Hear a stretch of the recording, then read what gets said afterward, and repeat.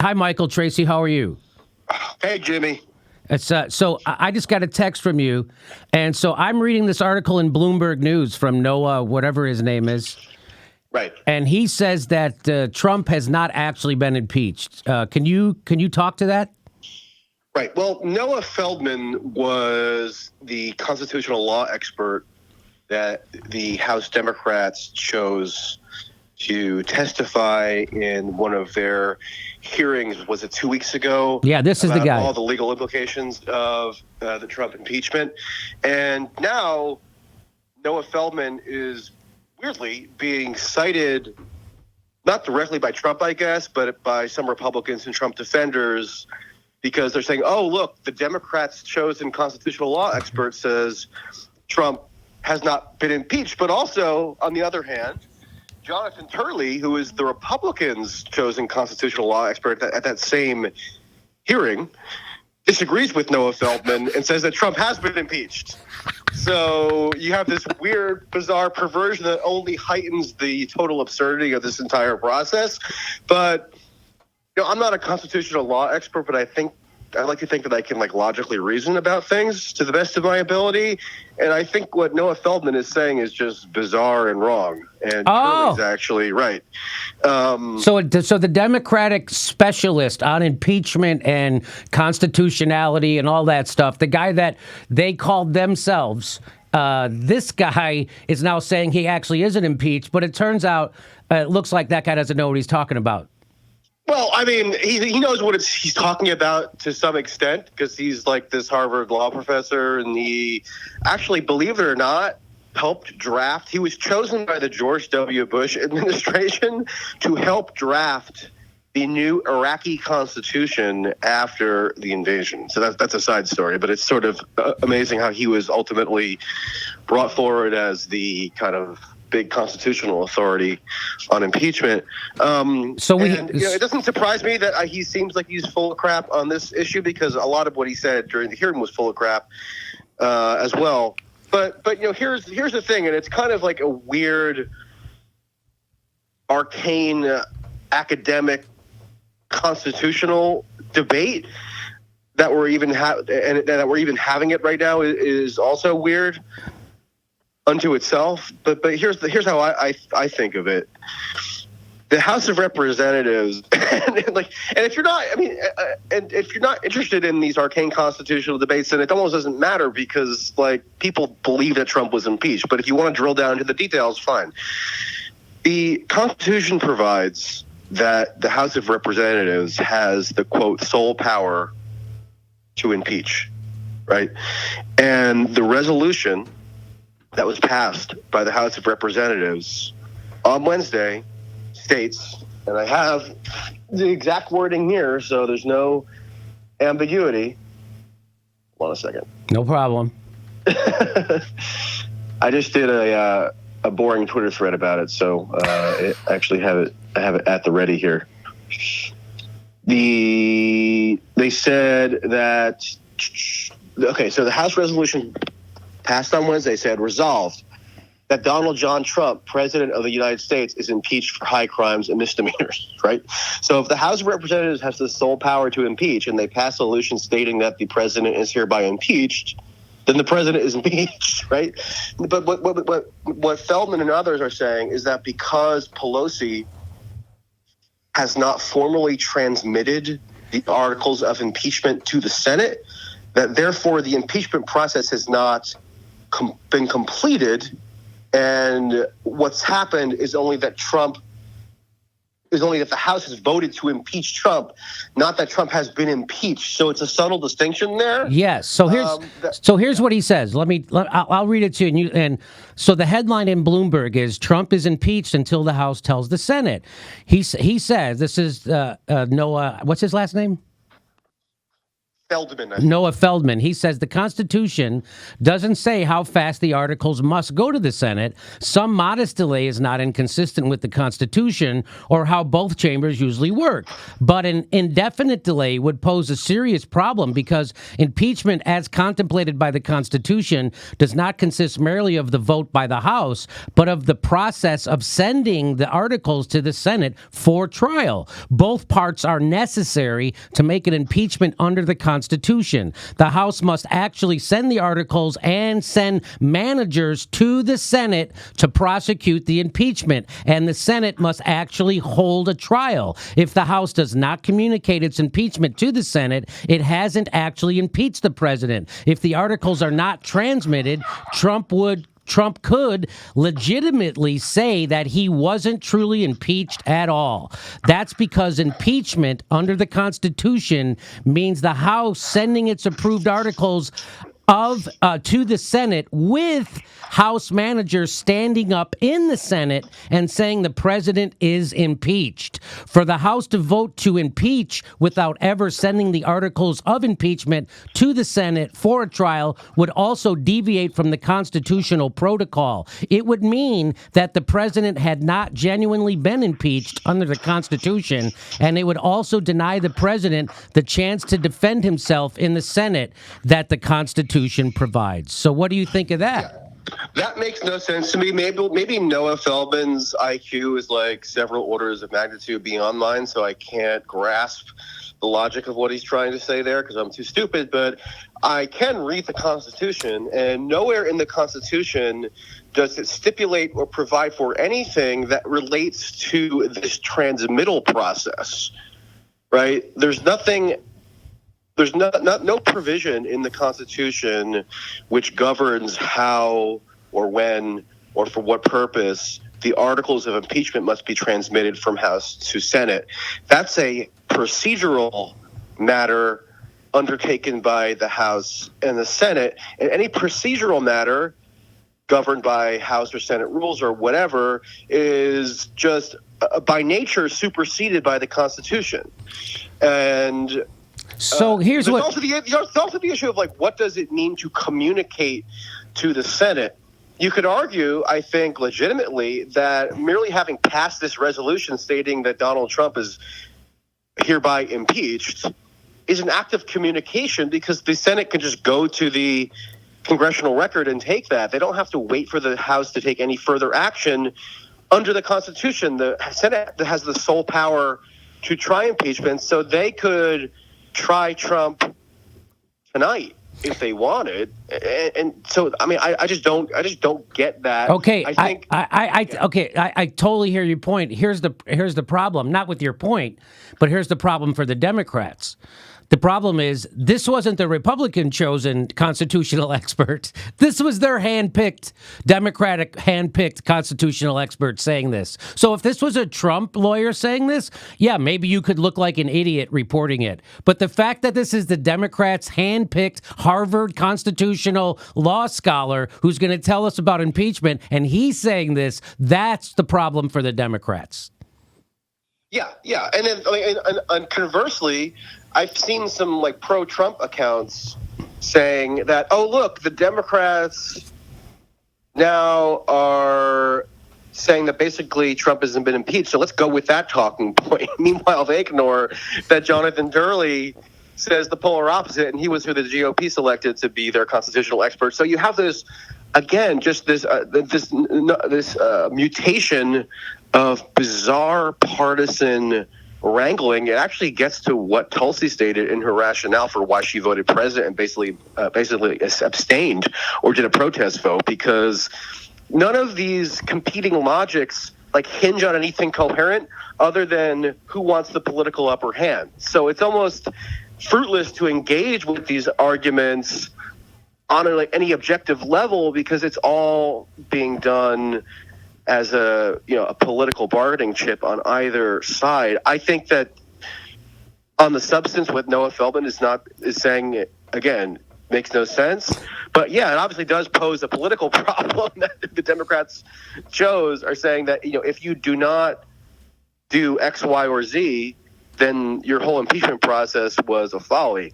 Because the whole thing is the Democrats, this is an emotional temper tantrum for the Democrats because they know that the Senate isn't going to convict, right? So this is just an emotional temper tantrum, and so Nancy Pelosi is threatening to not even send the articles of impeachment to the Senate.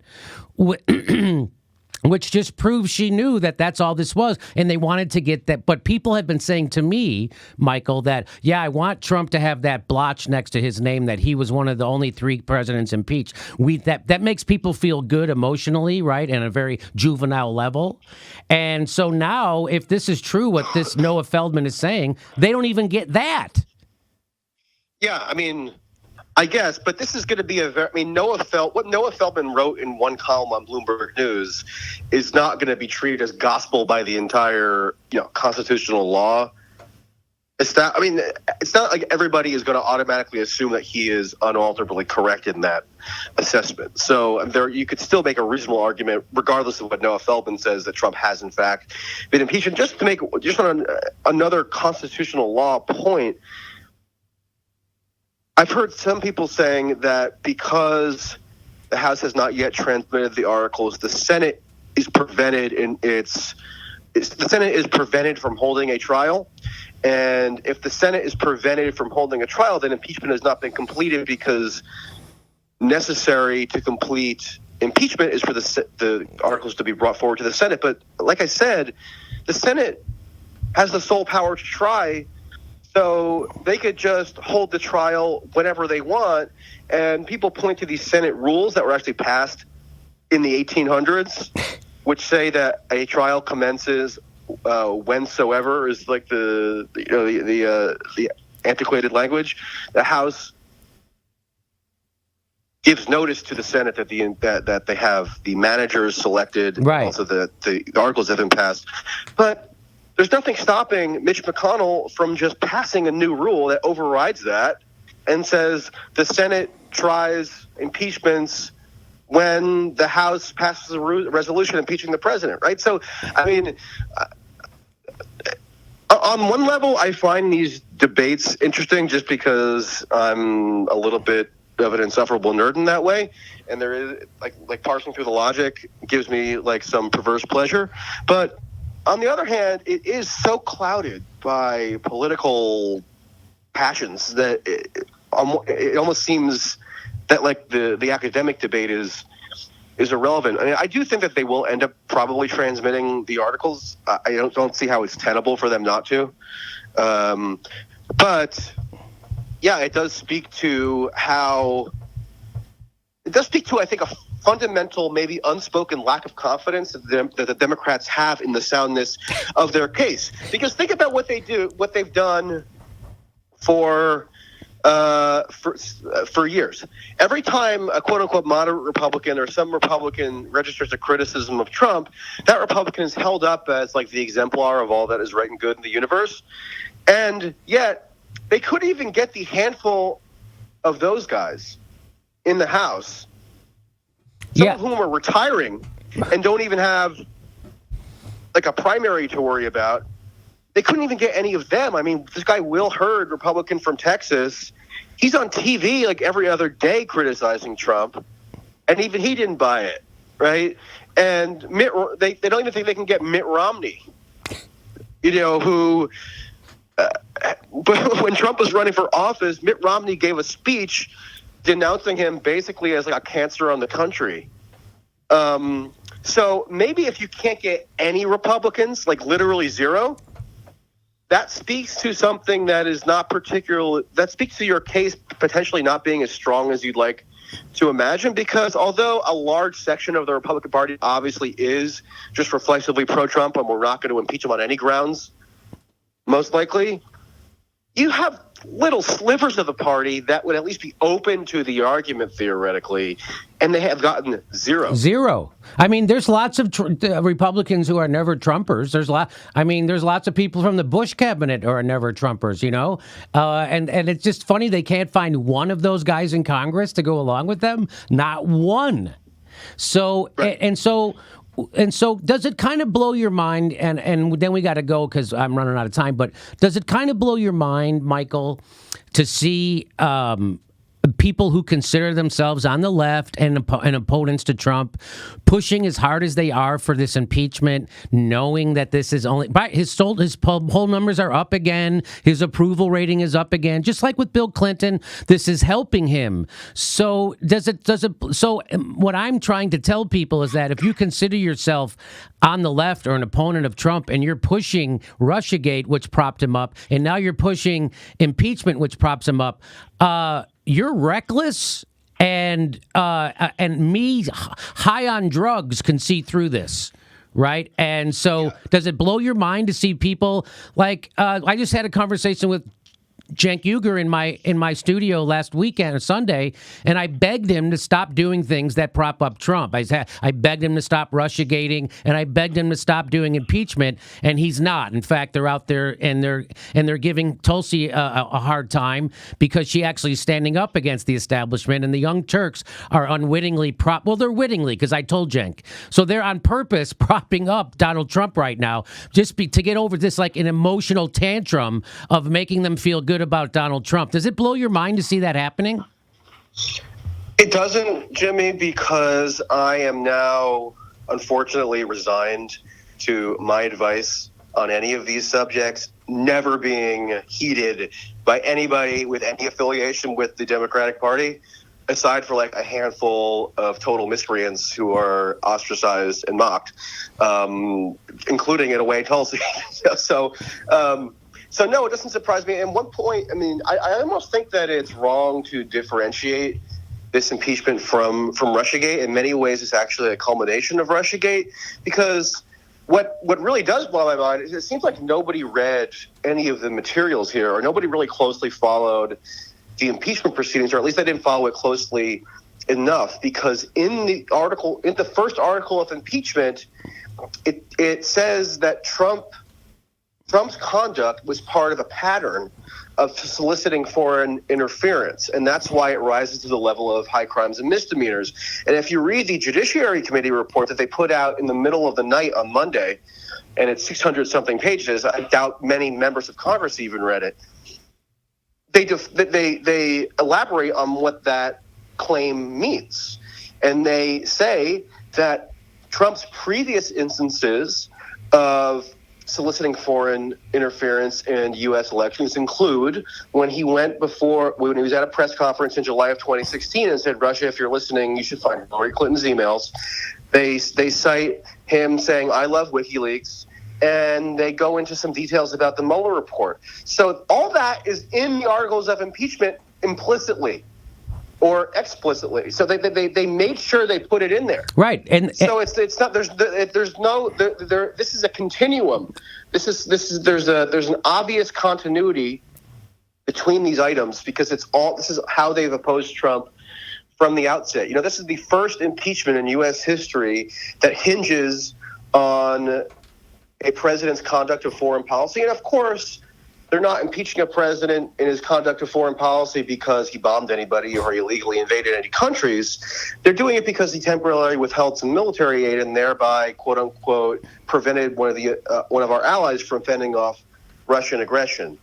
So it's all there. And one thing that also blows my mind, maybe it doesn't blow my mind, but it is something that I definitely observed, is that I follow like UK politics pretty closely. I don't know if you followed this most recent election last week, but Jeremy Corbyn got totally decimated. The Labour Party writ large got decimated in some of their longtime strongholds in the North and the Midlands in particular. And so they thought they could double cross them and they'd still vote for them anyway. And just like with Hillary Clinton in Michigan and Wisconsin, they didn't come out and vote for Jeremy Corbyn, correct? Right. But the thing is, they did in 2017. Just 2.5 years ago. Yes. Jeremy Corbyn triumphed. Yes. He outperformed what virtually everybody said he was capable of in 2017. And the only major difference between 2017 and 2019 in the UK context was that Brexit. Jeremy Corbyn capitulated to the demands of the urban elites within the Labour Party and endorsed a second referendum, which would have essentially overridden the democratic mandate of Brexit. So all the Brexit voting constituencies in the UK that have voted Labour in some cases since they were founded over 100 years ago, they voted for the Conservative Party. And there's a parallel here. And actually, I made this point a couple of days ago, and Trump retweeted it, which was a little weird. But nonetheless, I stand by it, which is that there's a parallel here in that even though impeachment isn't actually technically the overturning of an election, you're delusional if you don't think it's going to be perceived as such by wide swaths of the electorate, especially if it's totally along partisan lines and if there's nothing even approaching a national consensus about its necessity. This is what Tulsi is saying. There are other problems with the logic instilled by these impeachment articles because, they trotted out all these security state functionaries to say that Trump defied what they called official U.S. foreign policy and tried to conduct his own foreign policy. Well, what happens down the line when a President Bernie or a President whoever decides to buck the national security state and foreign policy bureaucracy for reasons that have nothing to do with wanting an investigation of Joe Biden? And then those same people could say, oh, well, we impeached the previous president because he did the same thing that you're doing. So these things always establish a precedent, but most Democrats and most Democrat-adjacent media are so blinkered in their monomaniacal obsession with Trump as a person that they have no perspective and they have no idea how any of this stuff boomerangs down the line. And am I shocked that they're not cognizant of that? No, because they've totally ignored everything I've said about this now going back years. See, I think that they are cognizant of it and they don't care. Just like I know firsthand that one of the biggest Russiagators in the country was told, this is propping up Trump, and he said, I don't care. So this idea that they're unwittingly propping up Trump, I think, is bullshit. I think when Representative Pramila Jayapal went on Democracy Now! And they told her, hey, Trump's poll numbers are swiftly moving up after this impeachment, and she just ignored it and said, yeah, well, half the country wants him gone, so that's good enough. So she's been told. So after you've been told that you're actually helping Trump and you continue to do what helps Trump, what does that make you? A witting agent? A witting. So now they're not unwittingly propping up Trump. They are wittingly, on purpose, doing the bidding of Donald Trump. That's what they said Jill Stein was doing. That's what they said anybody who voted third party was doing. And now here they are doing it, and they don't give a shit because they're emotional children. It's amazing my whole life, Mike, I grew up thinking everyone else was better than me. And then as soon as I stick my toe in the water, I find out they're not. Nobody in journalism is better than me, and certainly nobody in politics. These are all mediocres. These are all the most mediocre of fucking people with the most transparent of motivations, and a guy like me can see right through them after I smoke a bowl. And so the fact that Chris, and they're all the same, that means that goes for Chris Hayes and Rachel Maddow and Jake Tapper and Nancy Pelosi and Chuck Schumer and anybody on the left who's pushing impeachment. You are a witting dupe idiot. This is not how you oppose Donald Trump. This is how you prop Donald Trump up once again. That's why this country's in such a shit show, because not only do the people who think they are against Donald Trump ingest the propaganda, but they believe the propaganda and they repeat the propaganda. And so if there's anything we need to oppose right now, it's the Democratic fucking party, and that's what Tulsi Gabbard's doing. And I say bravo. Talk about balls of steel. These Democrats don't have one iota of the courage that Tulsi Gabbard has. But listen, Michael, thank you so much for your insight on this. We got to run. We're running out of time. Everybody check out Michael Tracy's show. I do all the time. All right. Thanks a lot, buddy. All right. Take care, Jimmy. Okay. Smoke a bowl in my honor. Okay, I will. Okay, so there you go. So So the Democrats' big Constitution guy is fucking them. He's out there making them all look like idiots. Their handpicked guy is saying this. Their handpicked guy is saying there's no impeachment. Of course, Jonathan Turley, who isn't a partisan, saying this guy's wrong. I just love the verbiage of it, too. Like, it just makes this whole thing all the more absurd. Like, until the House tells the Senate. Like, you just imagine the House going up to the Senate like, hey, we have some news. And the Senate's like, la, la, la, la, la, la, la, la, la, la, la, no impeachment, la, la, la, I can't hear you, nothing. Please become a premium member if you enjoyed the show. We give you hours of bonus material every day. Go to jimmydorecomedy.com/join and come watch a live show. We're going to be in Portland, Tempe, Sacramento, San Jose, Miami. Go to jimmydorecomedy.com for a link for tickets for all of our live show. We're coming to a town near you.